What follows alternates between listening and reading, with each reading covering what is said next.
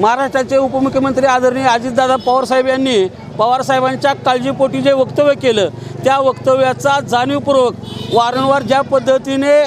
म्हणजे आव्हाड साहेब त्या वाक्याचा विपर्यास करून अजितदादांची प्रतिमा मलिन करण्याचा प्रयत्न करीत आहे, त्या विरोधात राष्ट्रवादी युवक काँग्रेसच्या वतीनं आज पंढरपूरमध्ये विठ्ठलाची दुग्ध अभिषेक करून बदाम वाटण्याचा कार्यक्रम आम्ही आयोजित केला। कारण बदाम खाल्ल्यानंतर बुद्धी तल्लख होती आणि बुद्धी शांत राहते म्हणतात, पण आजपर्यंत आव्हाड साहेबांनी ज्या पद्धतीनं दादांना वारंवार बदनाम करण्याचा प्रयत्न केलेला आहे, म्हणून आम्ही विठ्ठलाला एक विनंती करतो की बा विठ्ठला, आव्हाड साहेबांना बदाम आम्ही अर्पण करतो तुझ्या चरणी, तर बा विठ्ठला तू आव्हाड साहेबांना सद्बुद्धी देऊन अजितदादांबद्दल आणि पवार साहेबांबद्दल जे वक्तव्य प्रेमापोटी केलं त्या वक्तव्याचा विपर्यास न करता त्यांनी सरळ मार्गे राजकारण करावं। कारण आज अजितदादा ज्या पद्धतीनं महायुतीमध्ये सामील झाल्यापासून जो कामाचा धडाका सुरू केलेला आहे त्या विरोधात त्यांच्याकडे काहीही मुद्दे नसताना केवळ अजितदादांना बदनाम करण्याचा प्रयत्न आव्हाड साहेब वारंवार करत आहे, म्हणून आम्ही विठ्ठलाला विनंती केली की बा विठ्ठला, आव्हाड साहेबांना सद्बुद्धी दे।